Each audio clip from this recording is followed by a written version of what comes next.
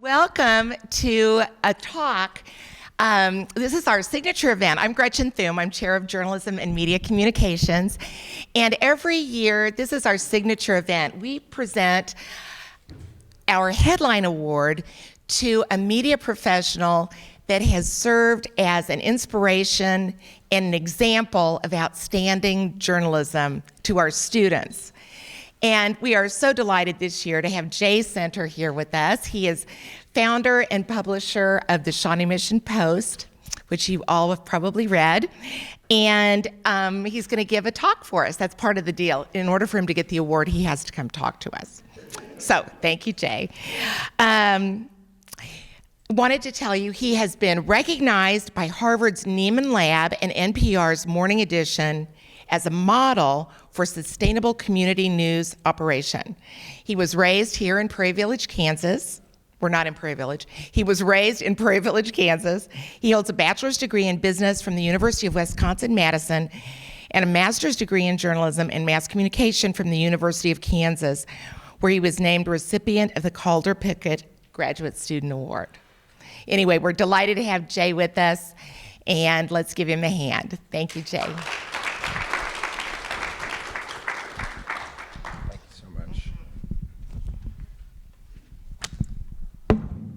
Well, thank you, Gretchen. Thank you, everyone, for being here today. I want to express very sincere thanks and gratitude to the department here at JCCC.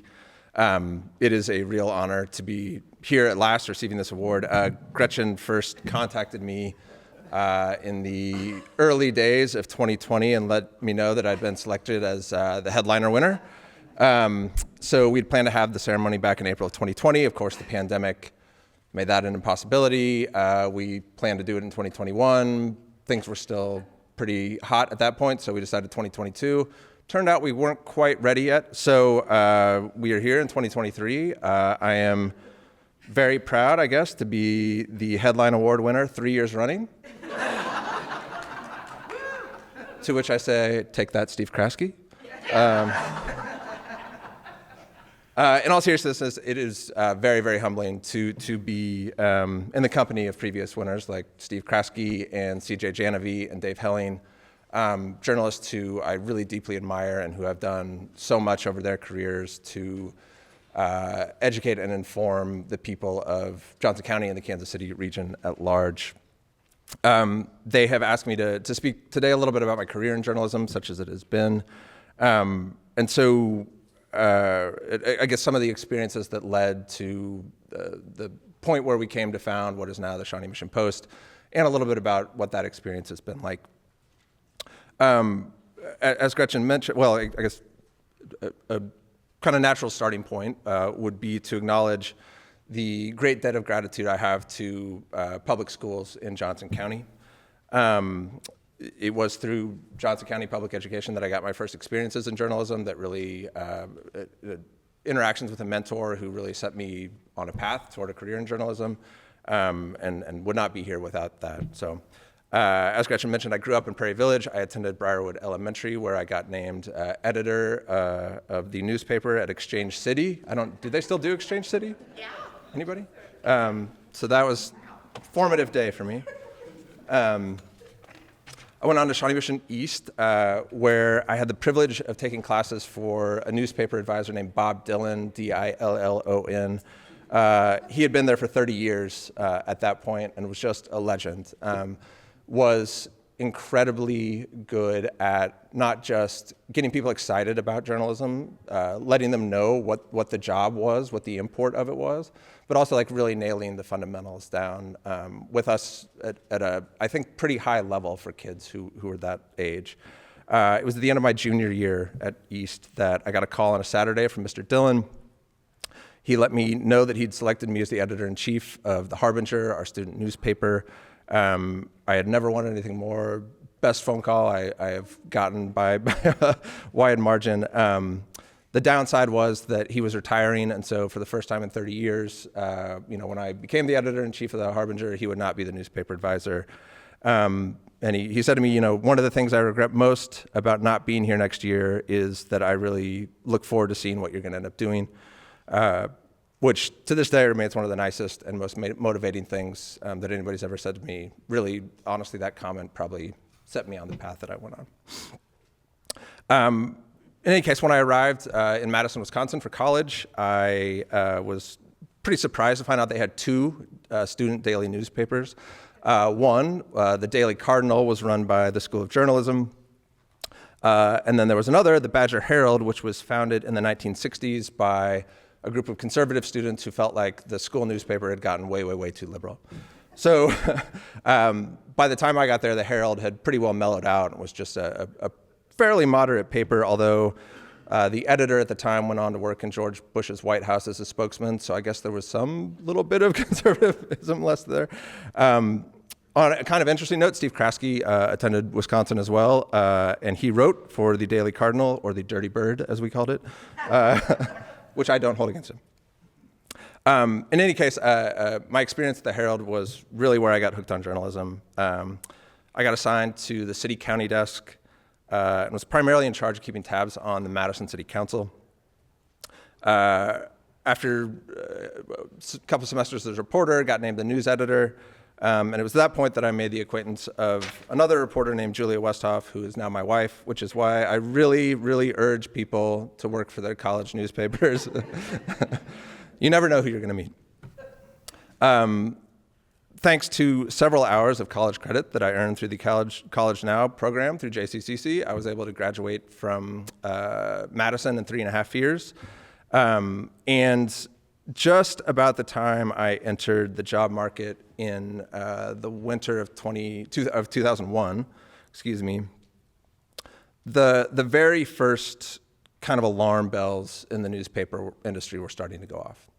That for really decades and decades and decades, with just a few little blips along the way, you would see newspaper advertising revenue growing very, very steadily, to the point that sort of at the height of its model, being a newspaper publisher was basically a license to print money. I mean, it was a very, very lucrative business to be in. Something had changed in 2000, though, and all of a sudden you started to see advertising revenues just plummet. Newspapers stopped hiring. People, they were kind of offering the first round of buyouts. This would become a common theme over the next 20 years. And so, just as I was kind of getting out into the industry, all of a sudden it was looking like journalism is in a pretty fraught position. So I kind of soured at that point on the idea of embarking on a career in journalism. Instead, I applied to some internships with Major League Baseball teams. The guy in charge of renewing applications at the Colorado Rockies happened to be a family friend of my senior English teacher, so he saw that where I'd gone to high school, called my senior English teacher. She said I was okay, and so I got the job. So I spent 2002 working for the Colorado Rockies. The year after that, I got a job working in the Royals marketing department. We started the year 8-0 that year, which is difficult to imagine possible from where we're sitting now, but it did happen. But after working in Major League, it was working in baseball was like a total dream come true, super fun, just like a great experience. But after staffing 81 home games 2 years in a row for maybe minimum wage, maybe slightly below, it started to seem that like maybe that wasn't like going to be the best career path either. And I still had this kind of itch that I love journalism. I missed it. I missed working with reporters in a newsroom. So kind of oddly, that sharp dip that had happened in the newspaper advertising graph in about 2000 and 2001 had started to level off and was popping back up again. And so people were thinking, okay, this was a little glitch.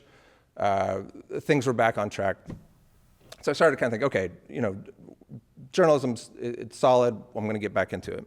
So with that, I enrolled in the journalism program at KU in 2003.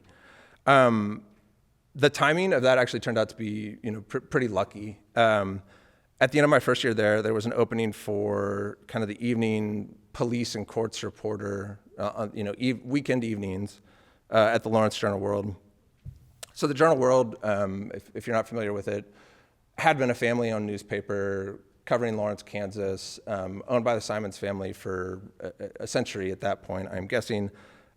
Dolph Simons was the publisher at the time. He was probably the third or fourth guy in his family to hold that position.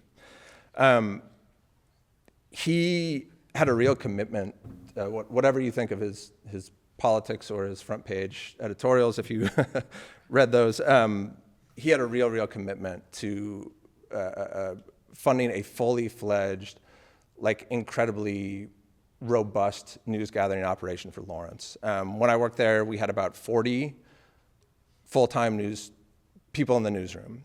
For a market the size of Lawrence, it would be more common to see 15, probably. I mean, he was really heavily invested in putting out a super high quality product for that community. And he was experimenting as well. I mean, I think he saw that the market was changing, that digital media and communications platforms were growing, and there was a ton of potential there. And so instead of just relying on the newspaper, traditional newspaper operation and business model, he had kind of gone all in on this idea of converged journalism. So the World Company, which published the journal World, also on the cable news channel in Lawrence, 6 News. They had offices right across the street from each other, or the broadcast studio was right across the street from the newsroom. All the TV reporters worked in the same newsroom as the newspaper reporters. And then they had an entire staff that was dedicated just to repackaging all of this coverage and content that both the newspaper and the TV station were producing every day, and putting that up online. And putting that up online in ways that were packaged a little differently than just copy and text, right? They were putting tons of photos up. They were putting video up. They were putting sound up.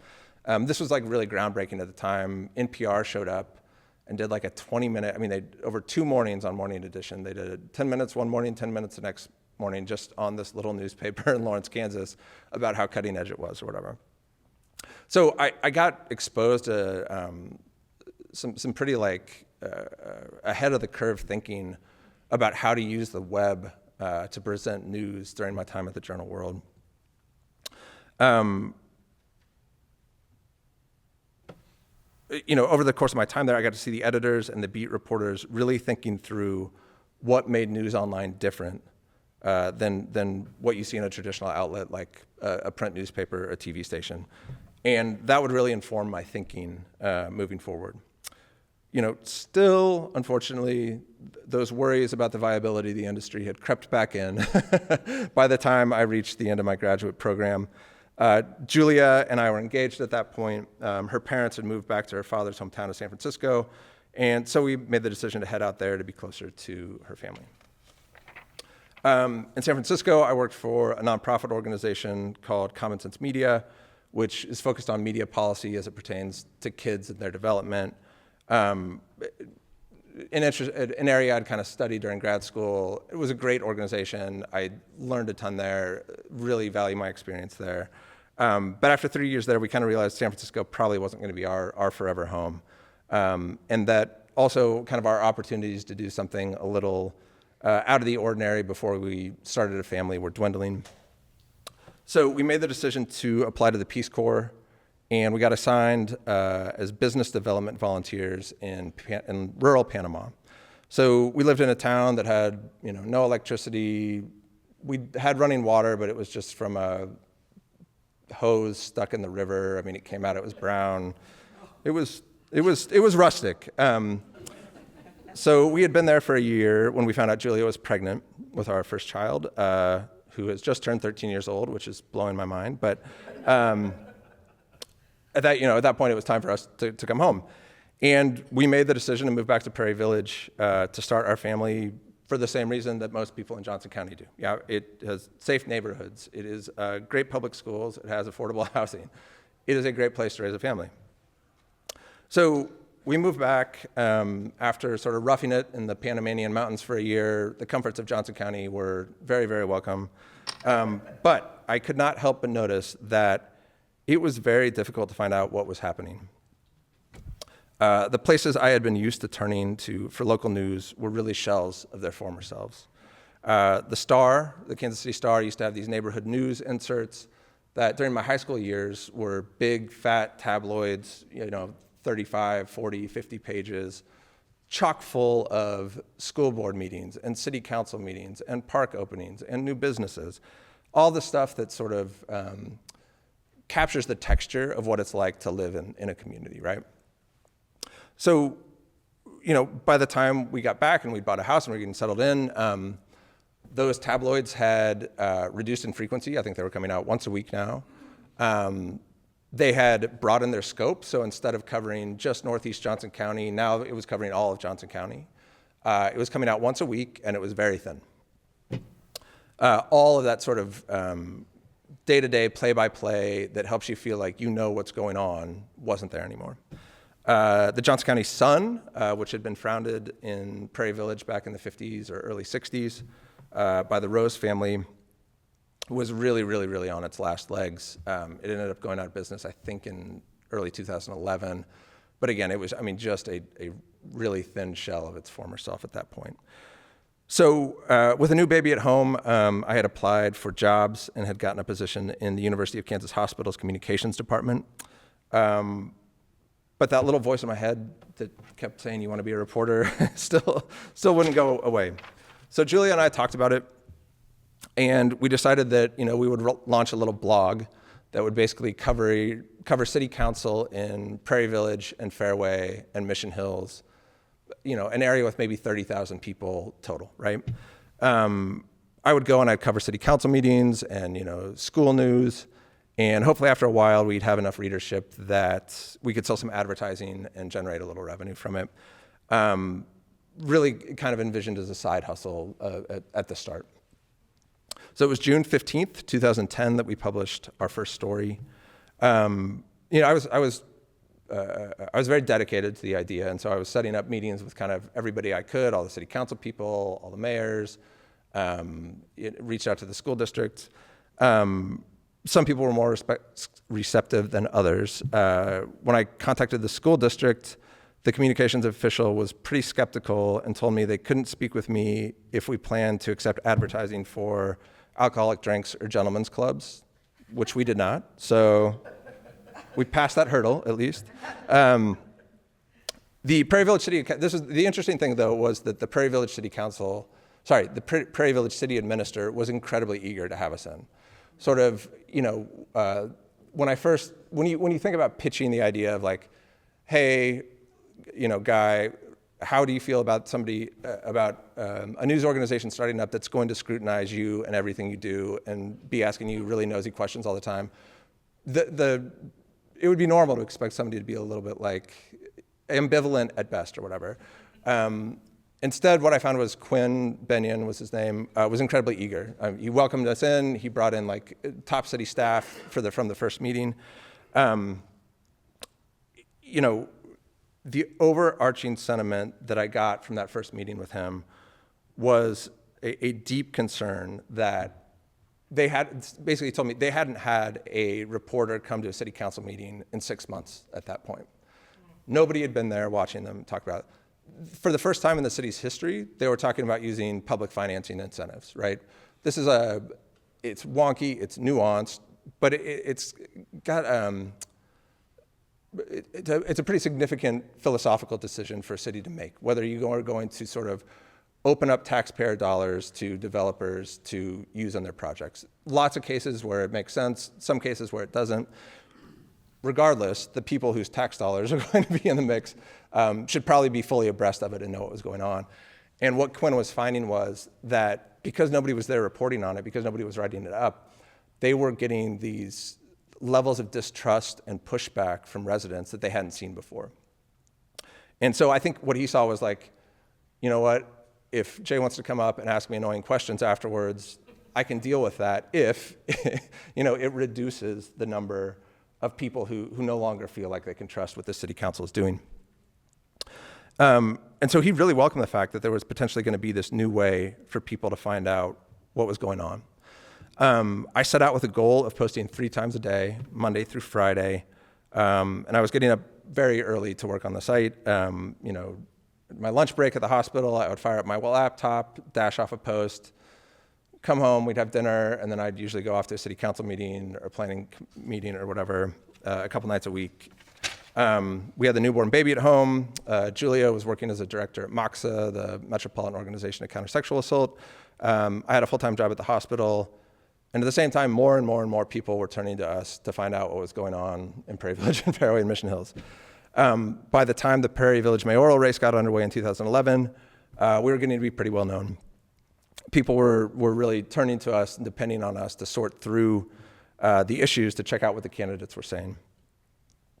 You know, looking back, I am not really sure how we made it work. I can't say that knowing what I know now, that I would definitely have made the decision to head down this path full bore. It was, frankly, just too much work and too much stress, and it felt like you could never take your foot off the pedal for a second, which is why my deeply held desire at this point is to build a news institution for Johnson County, something that is going to be there for decades and decades to come, and that is fully staffed in a way that there's no danger of, you know, one or two people just having way too much to do and burning out. Suffice it to say that running a news site as a sole proprietor, it is not something that is sustainable for any length of time. So I was extremely lucky to run into an old colleague or acquaintance, I guess, Dan Blom, in the halls outside of a Prairie Village City Council meeting in late 2011. So Dan, who's essentially my co-founder on the site, he had worked in the newspaper industry for about 30 years when his family-owned chain got bought out by a big, newspaper conglomerate. They gutted the staff, cleaned house, brought their own people in. So, Dan was probably close to 60 or mid-50s, and was sort of still ready to have a working life. So he enrolled in graduate school at KU, and we were classmates throughout that time. His idea was that, he wanted to become, a professor, an adjunct or whatever. He found he didn't really love teaching as much, but he got really involved in public engagement work. And so he was working as a moderator and focus groups that cities were hiring to bring in and try to get resident feedback about, hey, we're thinking about this project for this park, or we're thinking about this, design for this streetscape. Tell us what you think. So when I ran into Dan in 2011, after we hadn't seen each other since 2005, 5 or 6 years, that's what he was doing. He was working as a moderator. But he'd seen the site and he said, hey, if you are ever interested in expanding this at all, let me know. I'm interested in it. And I think I was non-committal or a little standoffish at that point. And then it was probably within 12 hours that I broke down and called him and said, hey, listen, that actually sounds pretty interesting to me. So Dan and I talked and he agreed to come on.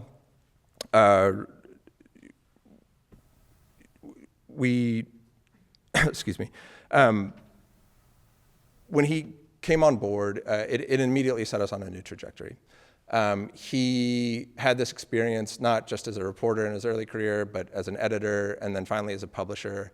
And so he really knew all of the elements that had to be in place for a news operation to succeed, to function.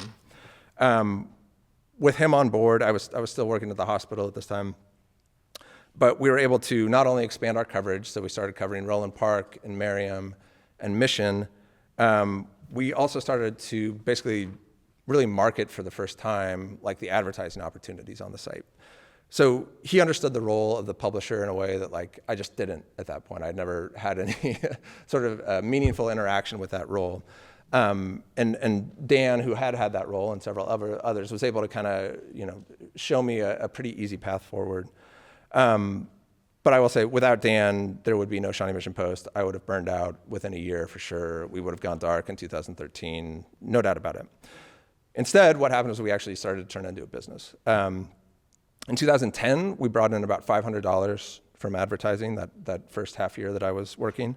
After Dan's arrival, we saw that annual number jump really dramatically. So the year Dan joined us in 2012, we did $30,000 in revenue, and then $75,000, and then we were on pace to bring in $100,000 a year. In 2014, when I made the decision that, this isn't a lot, $100,000 to run this entire operation, to pay the hosting fees, the technology fees, the stringer fees, me and Dan. It was very, very tight, but if I was going to make a full go of it, now was the time. So I quit my job and decided to make a go of the Post full time. We realized that if we were going to be able to do this for real, we were going to have to expand. We were going to have to hire people to be able to fully cover the community so that it is not just one person out every single night. We were also getting to the point where we were covering so many places that we were double booked some nights. There were meetings we really needed to be at in 2 places at the same time, and we couldn't get there. So we hired a full-time ad director. We expanded our coverage area to all of Shawnee Mission, changed the name from from Prairie Village Post, which is what it had been called originally, to the Shawnee Mission Post. And then we plotted out an expansion to southern Johnson County and kind of sketched out the early idea of a Blue Valley Post that would serve the Blue Valley area as well. We had sort of, the idea was that if we expanded our coverage area, we would generate all this extra traffic, and then all of a sudden we were going to start being able to bring in bigger advertisers that we hadn't been able to land before. Unfortunately, what happened was that by the end of 2016, we realized we had a pretty serious problem. Even though revenue had been growing and traffic had been growing very, very, very well, we were not able to generate enough revenue from advertising to make the business case work.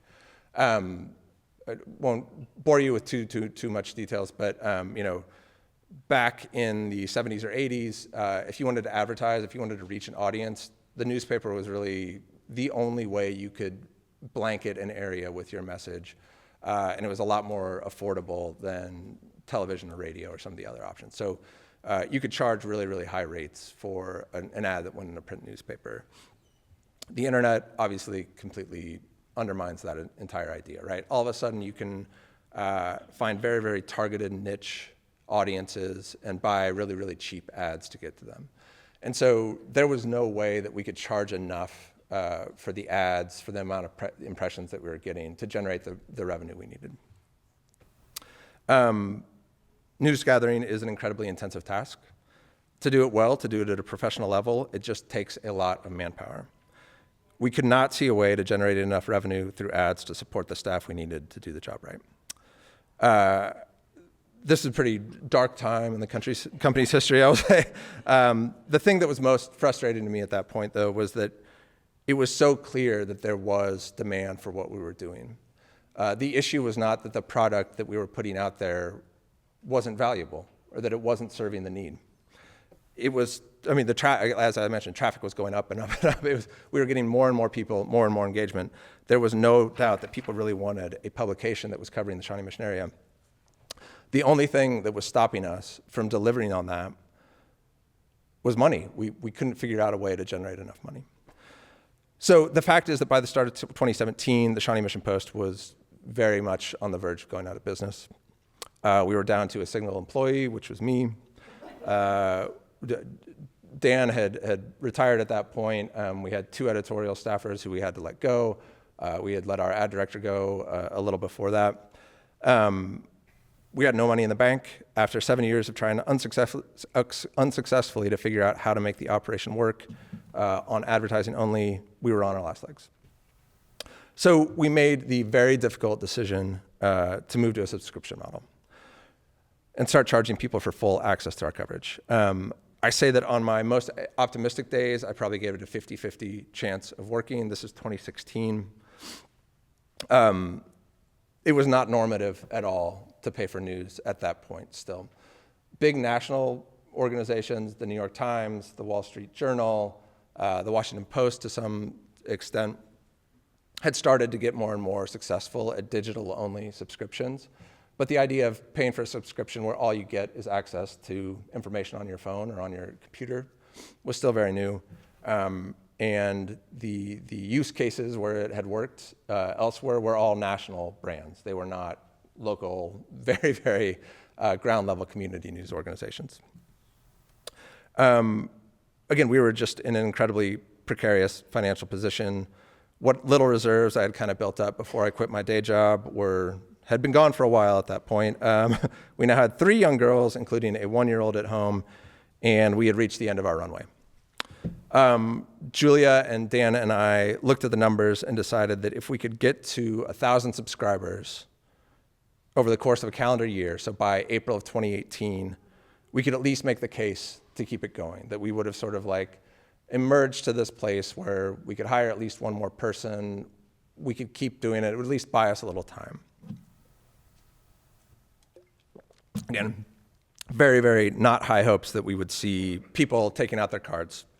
And so sort of begrudgingly made this announcement to the readership, got a sort of predictable wave of trolling from people who said, there's no, like, you're worthless, you're garbage, there's no way I'm ever gonna pay for you. I'll talk about those people in a minute. And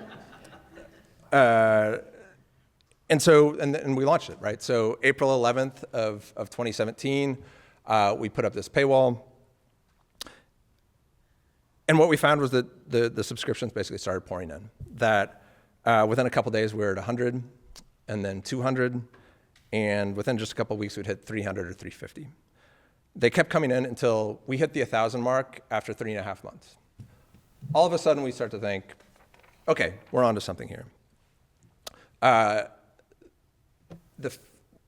We had an open comment section before that where it was full of all of these sort of mid-2010s, like ridiculous comment section vitriol that you could possibly imagine. When we moved to the paywall, the comment section was blocked for people who were not subscribers. And all of the people who wanted to throw garbage at us, they loved throwing garbage at us when it was free, but they were not willing to pay $7 a month to yell at us or whatever. So they disappeared, which was fantastic. By the end of that first year, we had 1,500 subscribers, which had a number of salubrious effects on the overall business. For one, it completely recalibrated our incentives. So I think we were sort of checking the basic boxes of doing what we needed to do to serve the community in terms of its information needs, but we were also very, very hungry for traffic because that is what we had to bring to advertisers to make money, and that was the only way we were making money, which meant that we were always, every day, looking for ways to generate the most local traffic possible with basically the least amount of work. And that meant that a lot of the news hole on a given day would be filled by a photo somebody sent us of a car that had just driven through wet cement, or a picture of a bicyclist getting a ticket for running a stop sign. That kind of stuff would go viral. We would get tons and tons of clicks for it. It wasn't really serving anybody's basic information needs, right? You're not a better citizen, you're not a more informed citizen for having read about those things. So with a paywall, what we found was that we had this clear financial incentive to produce more substantive coverage. When we ran stories about vital civic issues, like school boundaries or a major new development project and its financing, we would see a wave of new subscribers come in, right? So clickbait day, 1 subscriber, substantive journalism day, 5 subscribers. It was just like that, right? So immediately we had to start rethinking about, okay, well, how can we get more of this kind of coverage in our mix to bring more subscribers on board? Obviously, as more subscribers come in, the major benefit is that we are no longer back on our heels and thinking about closing up shop. Instead, we are thinking about growth mode again.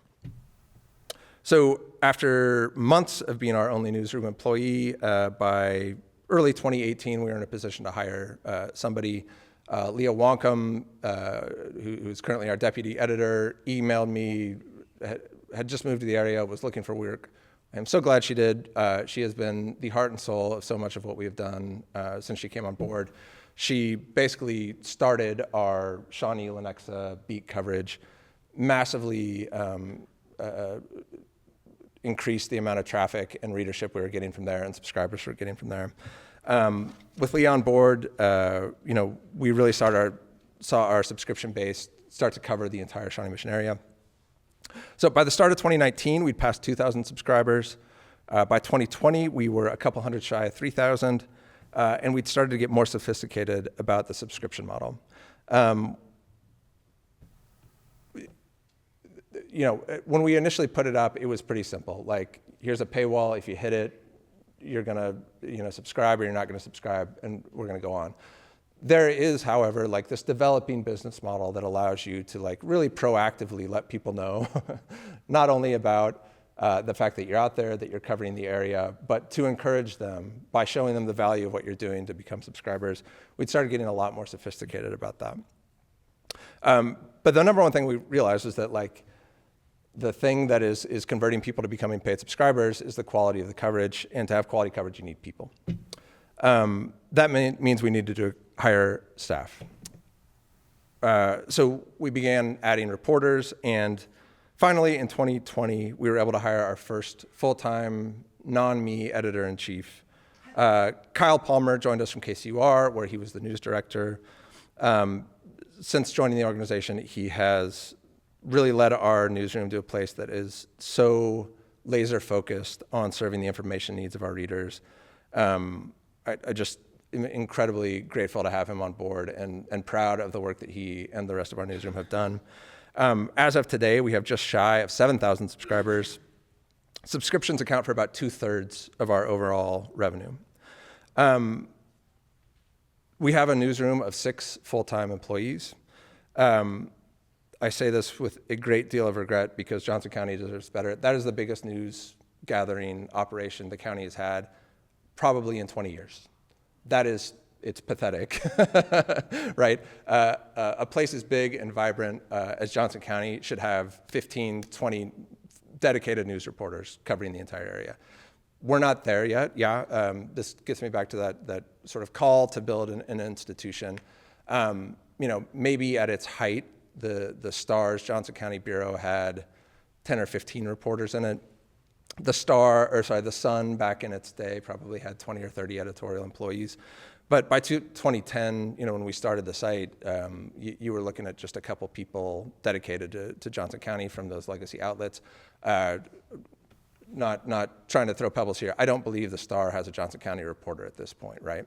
So you think about what that means, right? We've got the most prosperous, most populous, fastest growing cornerstone of the state of Kansas does not have a single beat reporter from a legacy news outlet assigned to it. So talk a little bit more about the imperative to like build an institution in a minute here, but I want to talk a little bit about kind of the approach that we've learned since moving to this subscription model. I think what has been most key to our success is what we call our reader-first approach, which we basically base on the work of a guy named Jay Rosen, who's an NYU media theorist and professor. He wrote this book back in the 1990s called What Are Journalists For?, which I highly recommend if you haven't encountered it yet. But I mean, basically made this compelling case that, by the time he wrote it, this culture had developed that put journalists and power brokers in a conversation with one another at the exclusion of the people who they were supposedly serving. That basically people in power got up and would tell everybody what they thought the most important issue at any given point was. And that would kick off 3 months of news coverage from reporters, whether or not that thing the politician brought up actually mattered to people at all. If you pulled them, it's not clear that they really cared about it. So you would end up with tons of attention paid to these super divisive culture war kinds of topics, even if they aren't of great interest to your average person. The fact is the things you see taking up the most oxygen in national media, on cable news, essentially, they don't always have a lot of direct impact on most people's day-to-day lives. And if you spend any amount of time consuming that kind of coverage, you're probably familiar with the fact that you're going to have a visceral emotional reaction one way or another. You're probably not going to be happy exactly, but you're going to feel something. And however you're feeling emotionally, at the end of seeing a story like that, you're probably going to be sitting there with the knowledge that you have very, very little agency to change the course of whatever topic it is they're describing. So that was the experience of consuming news when Jay Rosen wrote this book. So you're either sad or horrified or shocked or maybe bloodthirsty, none of which are like pleasant experiences, really, right? So you turn it off, you shut down your browser. It keeps piling up. You know that the second you turn on that TV or turn on your computer again, some new terrible thing has just happened that they are going to be shoving in your face. And it's like a fire hose. You can't keep up with it. So all of this negative information that you're getting is also inactionable, right? It's far away. It's being done by agents who are outside your sphere. There's nothing you can do about it. So laid out like that, does the news sound like something that you would want to have part of your day, every day in and day out? Does that sound like something you'd actually want to pay for? So probably not, which is why, I don't think it's all that surprising, but so since COVID-19 came out, researchers have found this really, really massive wave of news avoidance. So people are actively going out of their way not to consume news. They do not want to turn on the TV. They do not want to look at the apps on their browser. They're just trying to keep it away. So the number of people who say they avoid the news at least some of the time has increased from 29% in 2017 to 38% in 2022. So the top reasons people give for avoiding the news is that there's too much politics in COVID, it has a negative effect on their mood, they're worn out by all of it. So our reader-first approach basically says, we are going to put the reader at the center of all of our coverage decisions. That we are covering the issues that matter to the people in our community, the things that people tell us that they want to read about, and we are covering that in lieu of what the political parties or power brokers or other journalists, frankly, are paying attention to. Basically, our shorthand rule is that, if somebody is driving around the neighborhood and says, "What is going on?" they should be able to go on the Shawnee Mission Post and answer that question. So the reader-first approach also recognizes that people have limited time, right? So that you might have a heartfelt desire to keep up on what's going on in your community, but you don't necessarily have an hour to sit down and go through a big, long, 1,000-word article. So we spend a lot of time and energy refining our presentation, making everything really scannable, giving short updates that sort of let you know when something that you're interested about is out there, and letting you dive deeper when you're interested in that. I know we're getting close on time here. I will just say that our imperative at this point as an organization is to grow to cover all of Johnson County and to give Johnson County the dedicated news gathering operation that it deserves. And that continuing to grow our subscriber base is going to be absolutely imperative to that moving forward.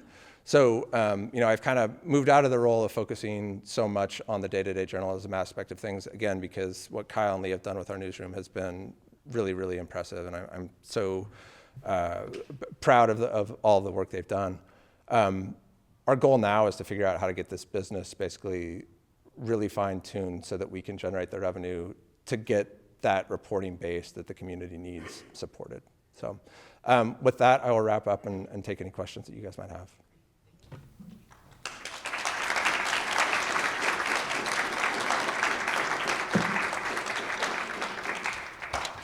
A couple of standing mics down here, and it'd be great if you have a question, if you would come down here, because we're recording it, and everybody can hear your question then.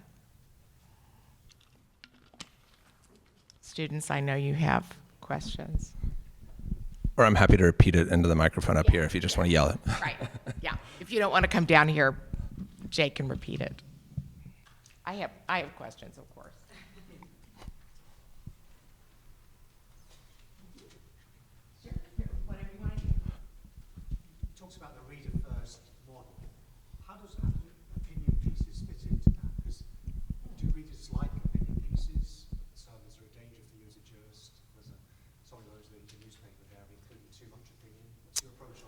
Yeah, thank you. Good question. So the question is how opinion coverage fits into our reader-first approach, and the short answer is it doesn't. So one of the things that we recognized early on after moving to the subscription model is that there's not a lot of appetite for more opinion out there. So if you think about sort of what the idea for the opinion page was back in 1950 or 1960, before you had a comment section or social media or any of these very, very powerful and direct channels we have for expressing ourselves and giving our feedback, the idea was that if you read in a column by if you're a conservative and you read a column by some left-wing radical, that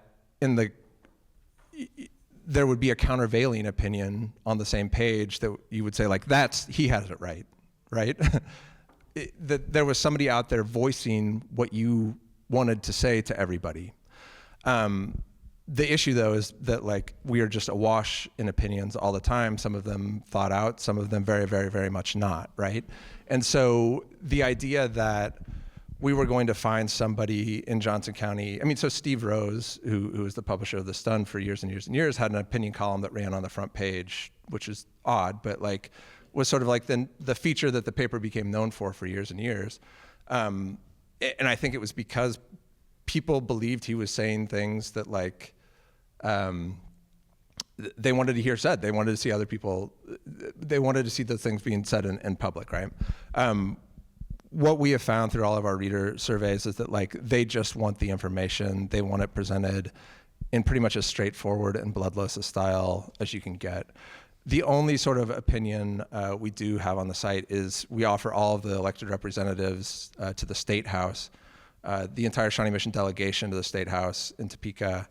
They, a couple of times a session will get the opportunity to write a column. Usually they're talking about what they're working on. It's not especially ideological, but that's really the only place that any opinion content really comes into our mix.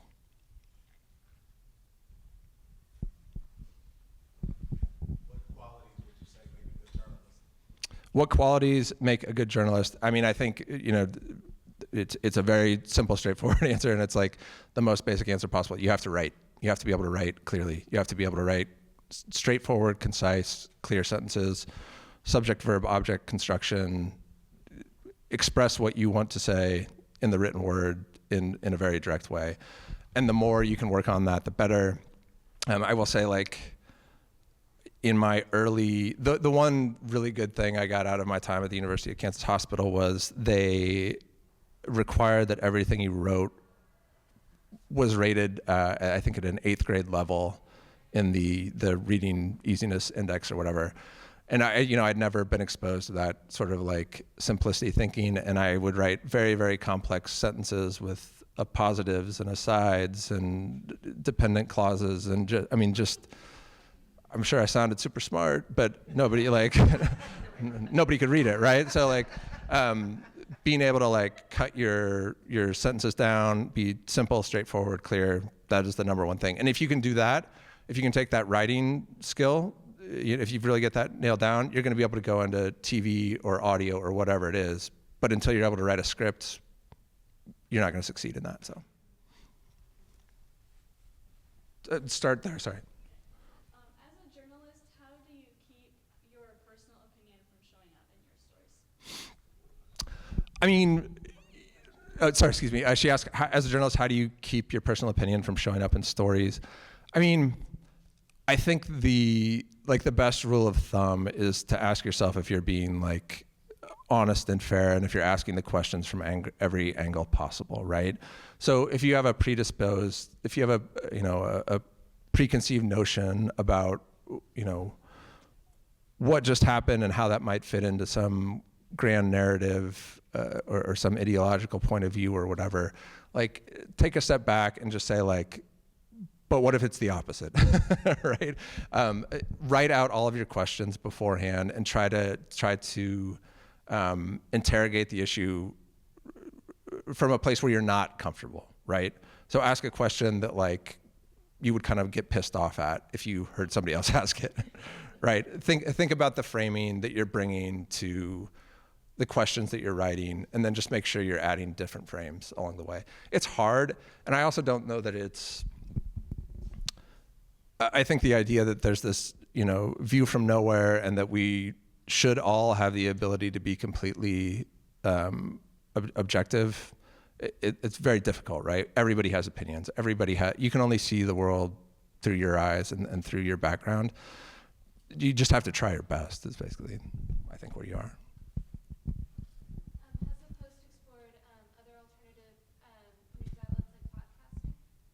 Has the Post explored other outlets like podcasting? We have. I will say that the advantage of text is it is relatively simple and straightforward to produce, and it's easy to monetize. Audio has become an incredibly, it's a crowded field, right? There are lots of podcasts out there, and it's not especially easy to sell sponsorships for those, especially if your podcast would already have sort of a built-in narrow audience. And so we haven't really been able to make a business case for that. Same with video. It's very, very labor intensive to produce even just 30 seconds of like high quality video that people would consume. So, we're kind of happy to add multimedia elements to the stories we produce. We just won't produce them ourselves. It's just a money question more than anything. So with the reader first model, you're obviously writing about what the reader wants to hear about. What methods are you using to gauge reader interest and prioritize what areas you are writing? The question was, with our focus on trying to be as responsive as possible to our audience through our reader first approach, how are we finding out what it is that the community wants to hear? So there are a few ways. One, we do pretty active polling of our audience. So we send out surveys a couple times a year to both our paying subscribers and to people who just get our free newsletter. We've got 40,000 people who get the free version of our newsletter every day. And basically a couple times a year saying tell me what are you seeing that you don't know about? What do you have questions about? Let us know.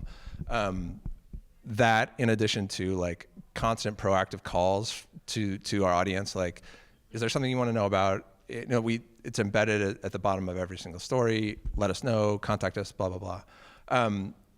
The other area where I think the best way we get a sense of sort of what the tenor of the entire community or what their real priorities are is during election season. We host candidate forums, and the way we come up with the questions that we ask the candidates is we put out 7, 8, 9, 10 calls in every channel we can for people and say okay, these folks are running for Overland Park City Council. What do you want to hear them talking about, right? So I don't care what was on CNN yesterday. I don't care what was on Fox News last week. Those issues are not, that might be the topic that is getting talked about across the country. None of those issues will ever enter the forum venue unless they are the thing that 15 or 20 people have asked us about, right? So, and we get tons of feedback. There's usually a couple hundred submissions for questions each election round. And you really do, there are certain things that just rise to the top. That listen, property values in here have been skyrocketing, taxes are going up, what are we gonna do? But I've seen my property tax bill go up 30% the past 2 years.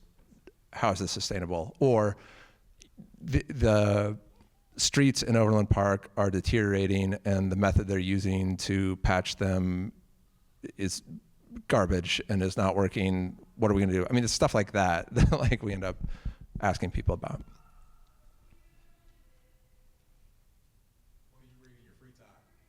What do I read in my free time? I don't know. A lot of nonfiction, but I like fiction as well. Jonathan Franzen is my favorite author. A Visit from the Goon Squad is the best book I've read in a long time. So. Can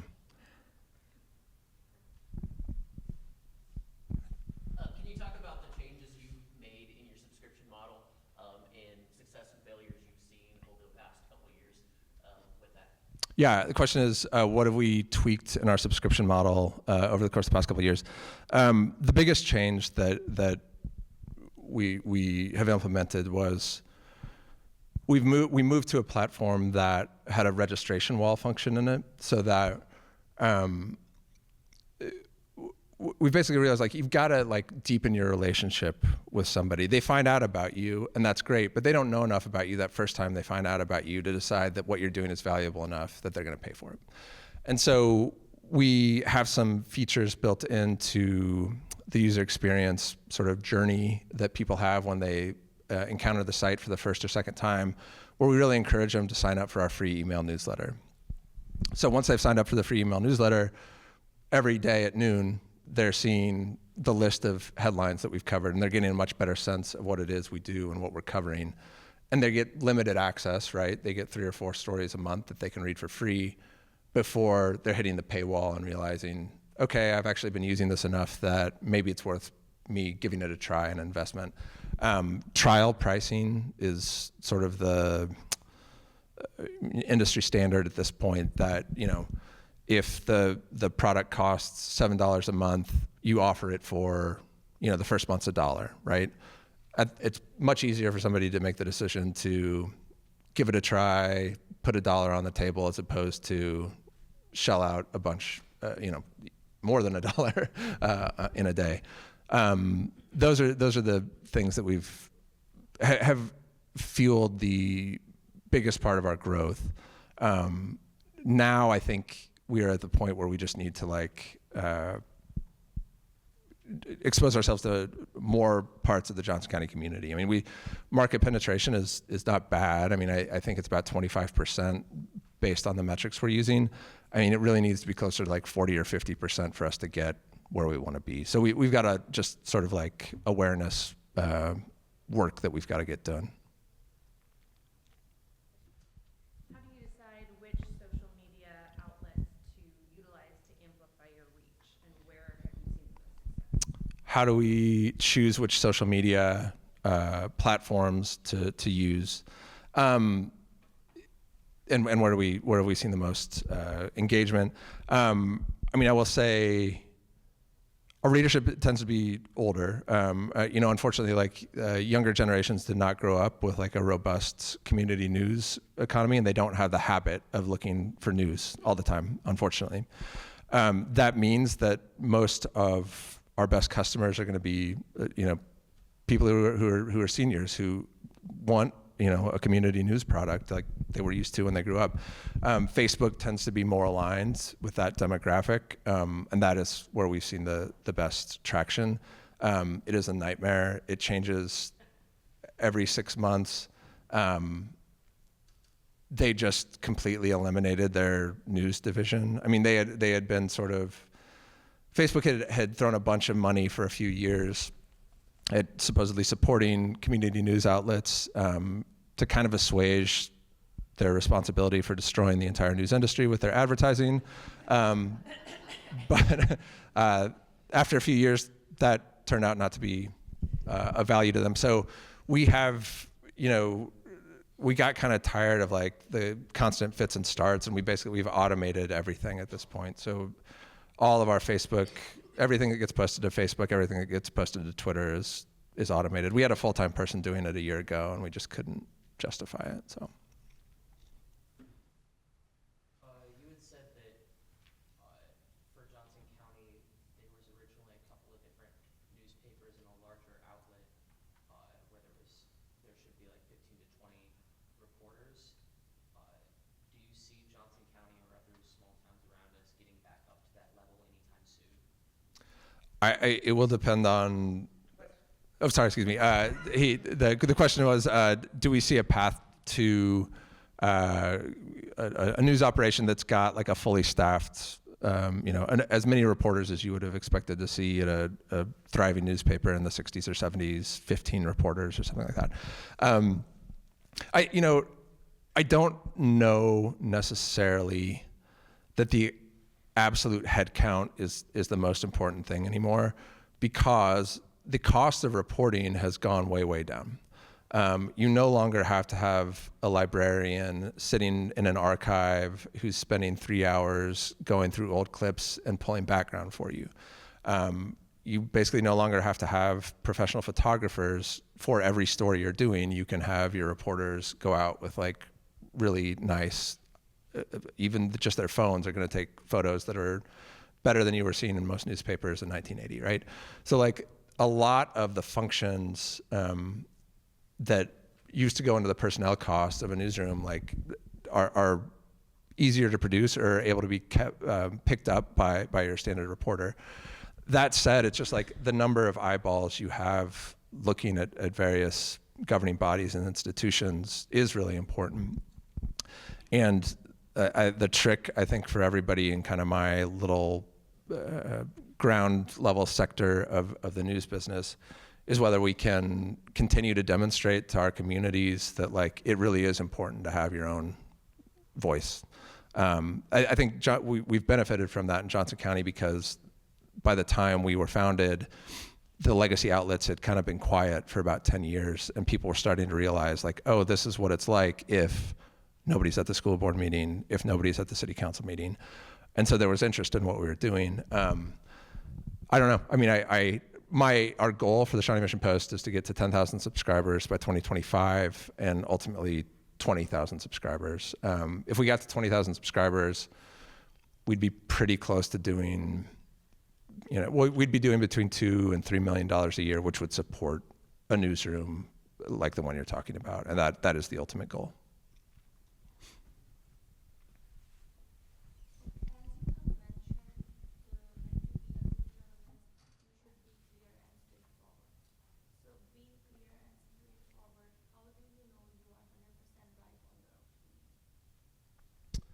The question is how, if my,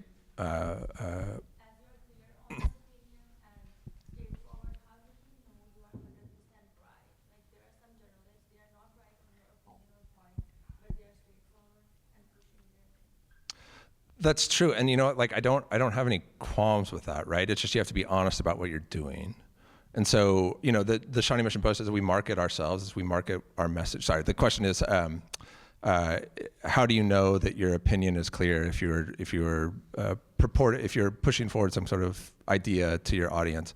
Like there are lots of outlets that have like overt, ideological positions, and like, whether somebody's ideological view is right or wrong, like, I mean, you're not going to solve that. Like nobody can be absolutely sure.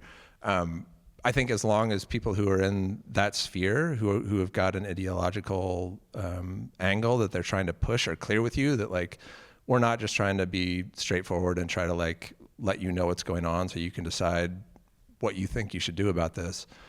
That's fine. It's a matter of like, you don't want people with an ideological agenda out there marketing themselves or presenting themselves as unbiased, right?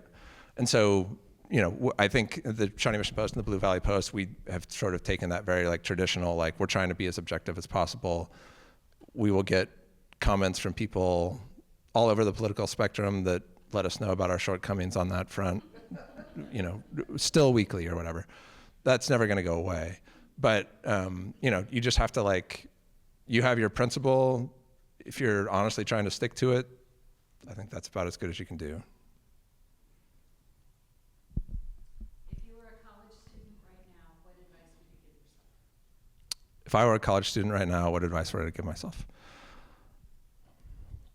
I mean, I like learn to write, like right. No matter what you end up doing, yeah. Like being able to express yourself clearly in the written word is like a skill that has so many ancillary benefits. It teaches you to think logically and clearly, and to reason and to organize. So, don't use ChatGPT. Do the assignment. Actually, write it out. Like. That is a muscle that once you have built, like will serve you years and years and years down the road. You talked about the cost of news generating going down, and you just mentioned ChatGPT. So I'm just curious, what role will AI tools play in journalism? The question is, what role will AI tools play in journalism in the future? And it's hard to say. It is scary in some ways, yes. I mean, like I can't pretend like I haven't thought over the past month, like, well, in 10 years, like, how far will that technology have advanced? And like, I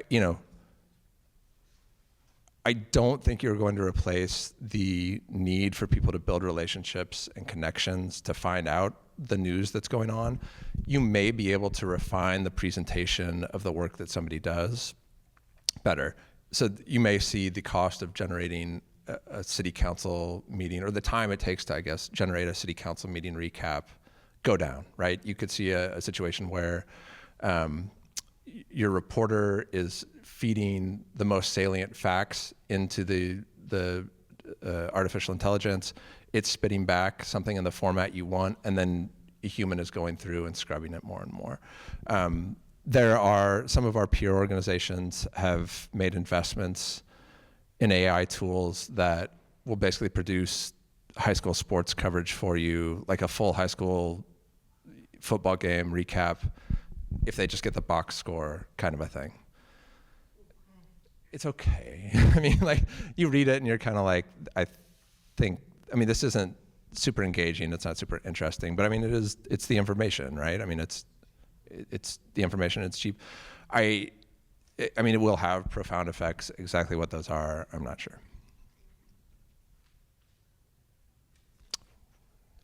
There's one more question, if anybody's got one. And if not, okay, Gretchen.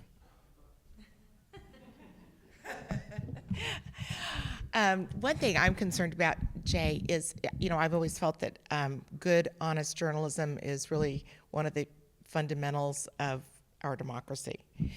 And so I think it's really important to have good journalists. However, I see, since I graduated from journalism school many years ago, it was like half news majors and half strategic communications majors. I was always on the Stratcom side.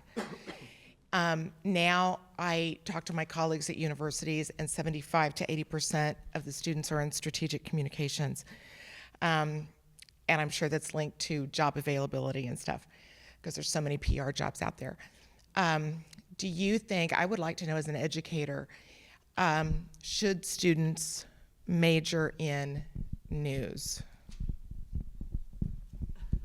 I mean, like, I'm not gonna pretend like it's just like a great job market out there, and that if you're a reporter, you're gonna easily just get scooped up by an operation. So, I mean, I think if you are primarily focused on landing a job directly after graduation, like Stratcom is probably the more valuable major at that point or whatever.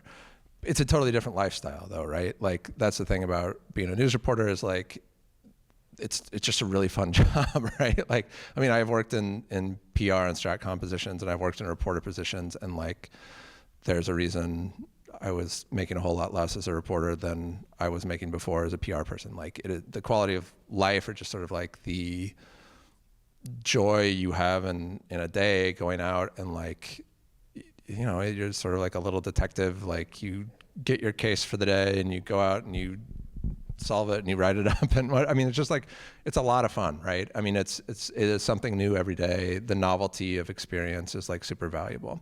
And so for people who get hooked that same way, for people who have that sort of same experience with it, learning the basics of the reporting trade, and then thinking through what area in your life you feel like, I'd say this, like, the opportunities to like create a business for yourself these days are very, very high. And that if you can become sort of the subject matter expert in something you really, really care about, and you sort of bring the tools of journalism to that task, you can start a Substack or a Twitter feed, or all sorts of different, media sort of presences that you can use and monetize, right? I mean, through Patreon or through Substack or whatever it is. There are opportunities out there, even if the security of a news institution, those are still growing, right? My sort of go-to line is that,